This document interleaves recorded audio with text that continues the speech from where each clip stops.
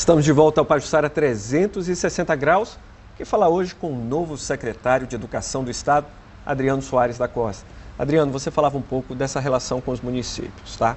E me desculpe, eu vou fazer uma provocação, não para o Estado, mas a gente sabe que muitos prefeitos, que inclusive chegaram a ser prefeitos, sem nenhuma formação educacional, né, eles próprios. Né, e muitas vezes isso faz com que um descaso, né, de algumas cidades, com algumas exceções, a gente vai falar um pouquinho dessas exceções aqui, enorme em relação à educação. A gente viu aí a Polícia Federal investigando desvio, compra de uísque com verbas que eram para a educação. Antigamente, o Ministério da Educação e Cultura e as secretarias tinham um poder maior de fiscalização sobre, como a maior parte das verbas era do governo federal. Como é que a gente consegue fazer com que esses prefeitos cumpram isso, que a população das cidades cobrem resultados, né? E ao mesmo tempo que a gente sabe que isso muitas vezes cria um embate, um desgaste político enorme para o governo? Olha, Diego, o sistema, a LDB, ela estruturou o sistema, são redes, você tem um sistema federal, você tem o estadual, o municipal, são autônomos, embora em regime de colaboração. Os municípios têm autonomia administrativa, isso garantido pela Constituição, é o municipalismo nosso desde 88. Ou seja, a escola municipal, só para deixar claro isso, realmente não há uma gestão direta. Né, não. Se o prefeito disser, eu não quero participar de um regime de colaboração, ele não quer e acabou, não tem para onde. Mas isso é um processo de convencimento e é um processo que envolve a sociedade como um todo. É o prefeito, mas é também a sociedade. Porque veja, Rodrigo, qual é um dos grandes problemas então? Estava falando desse aspecto gerencial. Se a gente começa a fazer gestão, a gente começa a discutir resultados. A gente precisa ter metas. No setor público, muitas vezes, isso é um Deus nos acuda. Pois né? Mas é fundamental, é fundamental. Sem gestão, nós não estamos no patamar que estamos na educação à toa. Sem gestão, o desperdício campeia. Sem gestão, você não sabe para onde vai. É um avião sem transponder, a gente andando sem bússola, sem saber. Você fica fazendo políticas episódicas, casuísticas, de resultados absolutamente superficiais. Olha, eu tenho um problema aqui com educação de jovens e adultos, eu preciso resolver aqui o problema X do analfabetismo. E eu começo a ter soluções. Se você pegar o histórico da educação nas últimas décadas, você vai verificar que foram muitos programas e muitos recursos investidos em políticas episódicas de resultados poucos e minguados. O senhor hoje se sente fortalecido e vê dentro do governo uma prioridade para conseguir finalmente, quer dizer, traçar um plano estratégico, né, que a gente diga assim, Alagoas em 2021, entendeu? Vai ter tal meta, o caminho é esse, é por aqui que a gente vai. Os resultados são esses, quer dizer, até na sua experiência da gestão pública, você sabe que não há motivação quase nenhuma. E, tanto na parte da educação como na saúde, se o sujeito bate todas as metas ou não bate nenhuma meta, ou falta o trabalho, quase sempre é tratado de forma, né, igual pelo Estado. O senhor acha que não é o momento e que não há essa possibilidade de fazer isso hoje? Não, acho que é fundamental.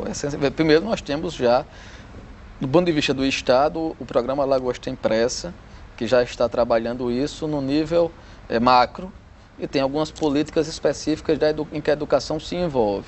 No que diz respeito à educação mesmo, se você me perguntar hoje, secretário, para onde é que nós vamos? Quais são as metas? Eu vou dizer, eu não tenho metas, eu não sei para onde nós vamos, entenda.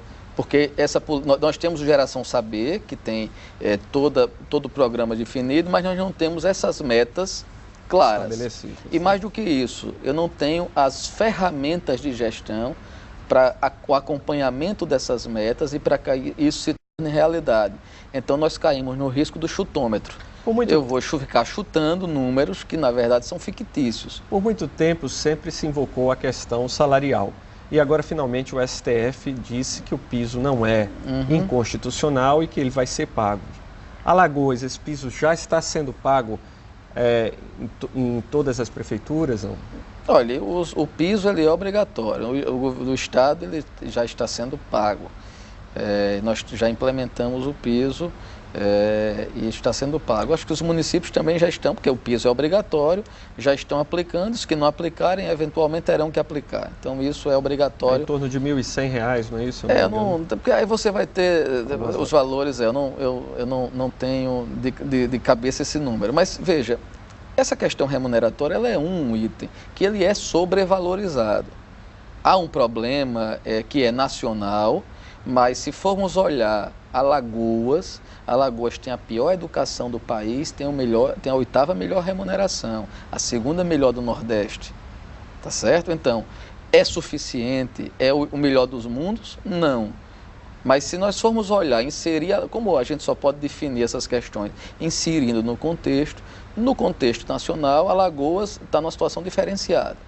Mas veja, aí eu volto para o ponto da gestão.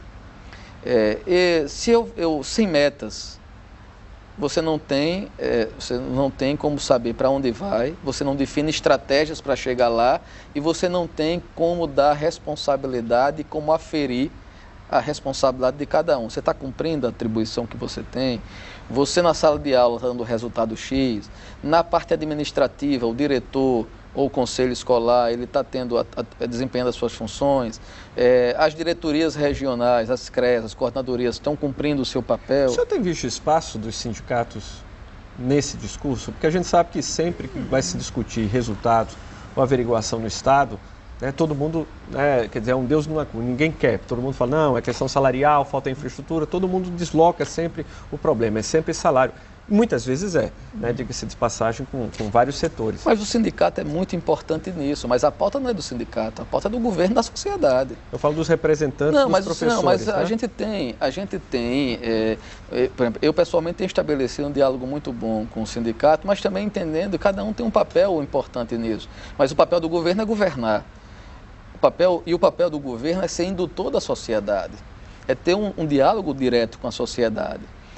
E dizer, olha, a educação é um processo que nos diz respeito a todos. Eu estava falando a você no primeiro bloco sobre a questão da democratização das escolas. Qual foi um dos grandes erros disso? É que tomou-se a democratização como só o processo eleitoral. Elegeu-se o diretor, elegeu-se o conselho estadual, deixou a escola lá solta e sozinha, como se fosse um mundo autônomo. E, de um lado, a responsabilidade cobrada é injustificada porque você não deu os instrumentos todos de ela funcionar, e de outro lado, com um pouco que se deu, ela entendeu que era uma realidade distante a si, sozinha, e começou a, por exemplo, agir como bem entende. Então, tem o espaço público, às vezes é cedido sem uma política definida, ele é mal cuidado, não se trouxe a comunidade para dentro da escola. Então, a gente precisa, além de uma mudança gerencial, de uma mudança cultural. A escola, ela tem que ser uma continuidade da casa. Ela tem que ser uma continuidade da comunidade, a tal ponto que a comunidade abrace a escola. Tenha um sentimento de pertencimento, a escola é minha, ela é fundamental. Que eu encontrei, por exemplo, isso na reunião que eu tive com os indígenas. A vontade de dizer, poxa, eu preciso da minha escola estruturada, a comunidade se fecha no entorno da escola. E nós temos algumas escolas que têm isso, vamos universalizar esse sentimento. Aí, a comunidade escolar, ela tem que viver a escola tem que estar aberta para a comunidade, ser um espaço cultural, um espaço sadio. Não só através, por exemplo, de você ter uma pedagogia lá intensiva, a escola integral, mas tem o fim de semana, ali ser um espaço em que você viva a democracia, você viva a humanização. Espaço público de qualidade. Espaço público. E aí, veja, isso é um papel fundamental do diretor e do conselho escolar. Secretário, nós vamos fazer aqui mais uma pequena pausa, mas voltamos daqui a pouco para continuar falando sobre educação no Estado com o novo secretário de Educação, Adriano Soares da Costa. Não sai daí.